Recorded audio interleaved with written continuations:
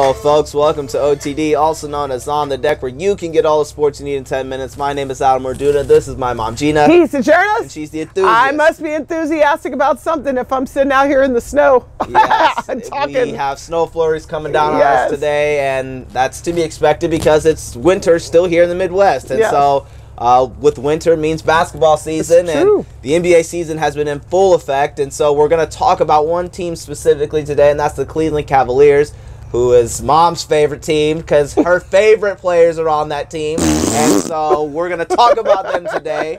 And all right, I'm good. I'll be good. Going on in Cleveland that we need to discuss because they were in the NBA Finals last year. Not only were they in the Finals, but they won the Finals. And right now they're struggling. Barely won the Finals. Barely won the Finals, but they did win, and they're struggling right now. And the big question is, aren't they 6 of 8? I think that's... Oh. Well, yeah, they've only won 2 games out of the last 8, and I don't know what's really going on there, but we're going to discuss that. And the big question is, what's going on? Is it time to panic for all the fans up there in Cleveland, or for anyone right now associated with the Cavs? What do you think? Well, if I'm a Cavs fan, the answer is absolutely not. It is not time to panic. And you know why? Because you're coming out of the East. Even losing 6 of 8, you're still a game and a half in front of number 2, which is Toronto right now. Right. When you have to get into the playoffs and you're playing in series, you have nothing to worry about. You will be in the finals. So no, it is not time to panic as a fan. Now, if you love the Cavaliers and want to see a dynasty and want to see LeBron James bring home 3, 4, 5 championships, and I would say you have a little bit to be worried about. Sure. If I can use the analogy, it's a little bit like mom and dad are fighting. And by mom and dad, I mean LeBron and the management are not getting along right now, and they're having a public feud. I think you just alluded to it. LeBron not only tweeted out, he was tweeting to try to backtrack because he gave some F-bomb laden interviews to the press. And then you got the GM who came out yesterday right after he met with LeBron and said, well, really the issue is not who we have on the team, it's how they're playing. Right. So mom and dad are not getting along right now. So yeah, I think there needs to be some panic, and I think that's just because you're this far along in the season and things are starting to unravel. And we've said this a bunch that the season's too long, and so I think that plays a huge part into why people are feeling the way that they feel. They're already run down, their legs are already shot, and people are complaining about how many minutes people are playing or players are playing. And so if the season was cut down, you wouldn't have quite these many concerns. And dude, they're complaining like this. They haven't even gotten to the All-Star break yet. We're not even to the All-Star break, and people are already throwing their hands up and making statements that are concerning. And if anything else, if you're not going to panic, you should definitely be concerned. And so, yeah, your analogy of the parents fighting, that makes a lot of sense. You know, LeBron maybe being the dad, or management being the mother. Oh, LeBron gets to be the dad.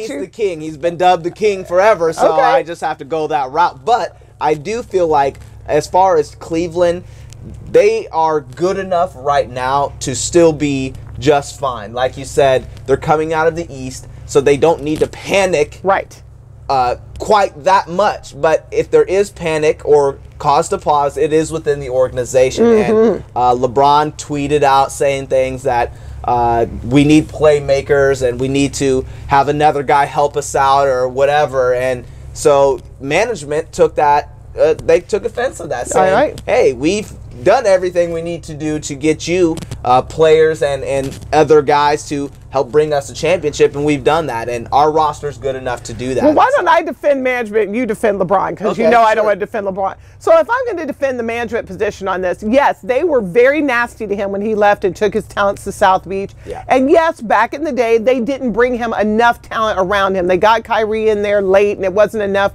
to support him trying to carry that team on his back. Well, he was already gone by the time they brought Kyrie back in after he left because LeBron had been begging. But let me defend management for a second. There's what's called a luxury tax you have to pay in the NBA when you max out how much you're paying your players on the team. And a lot of teams don't want to pay that, so they stay right underneath that cap. The Cavaliers have bitten the bullet, and they are paying the luxury tax. It's over $7 million that they're paying extra just so that they can pay the max amount for the players they have on the team. They fired David Blatt halfway through the season last year, elevated Tyronn Lue, which was a great decision, but they have done everything in management that LeBron has asked for. Then they made a quick, I can't even call it a mid-season trade, traded for Kyle Korver, who is a straight-up three-point shooter out of Creighton, out of Omaha. We love him. But the point is they brought him up from Atlanta to help them out. What else can management do? At some point, they can't play the game for you, LeBron. You got your big three. They've traded again to help you out, and they're playing max dollars. Yeah. You got to play. So I think management is doing what they're supposed to do at this point.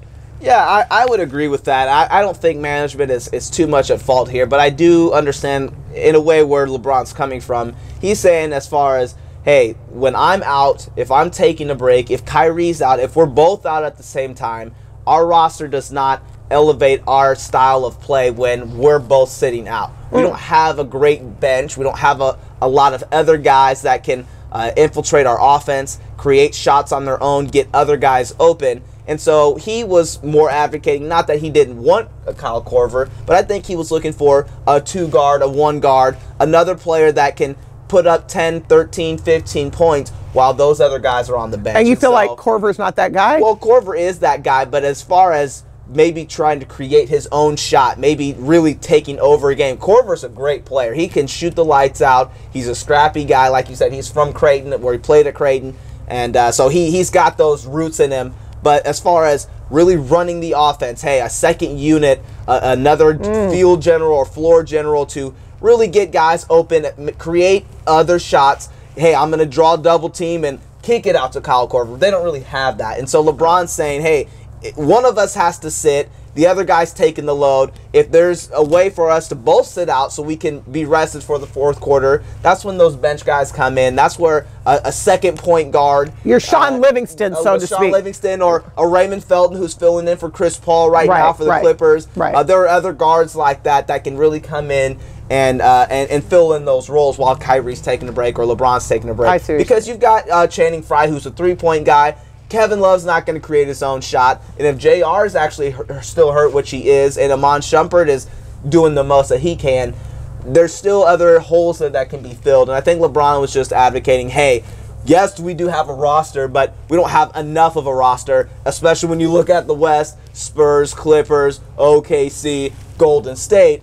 Yes, we're in the East, but we still need more help. And so I understand where he's saying. Well, he knows that the championship road goes through the West. So you can get to the finals, but you're not going to get out of the finals. Exactly. Yeah, and they let go of Dellavedova, which to me, I'm not buying that argument. I'm not. And they did lose a big in Timothy Mozgov. Yes, they did. But those two guys weren't the ones that set them over the ball. Well, and I do think that when LeBron sat, Dellavedova did run the offense. He's a fouling machine, but they didn't want to pay for him because they were trying to bring in other big names. So, I'm not going to buy the Dellavedova argument too much. No. But I guess I will concede the point. But I do agree with management as well. It's like, hey, we still have a championship-style roster. We don't need to just throw the baby out with the bathwater because the water is not hitting exactly the way we want it to. And here's my last thing I'll say on this. Sometimes you don't know what you have off the bench till you play your bench. Right. There's always a surprise off the bench. LeBron doesn't have to play 42, 43 minutes a game. Right. If you're going to lose at this point in the season before you even get to the All-Star break, who cares? If you're going to be 6 of 8 anyway,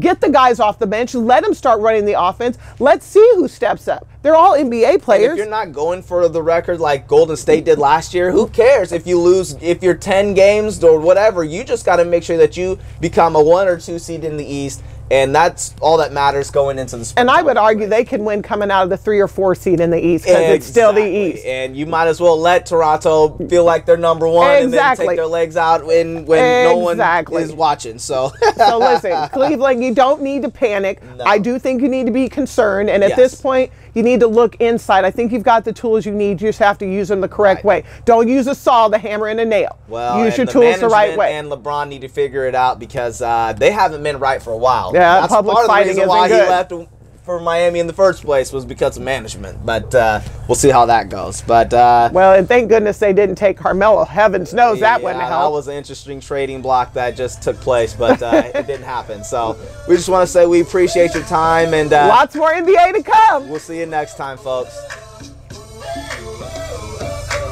All right.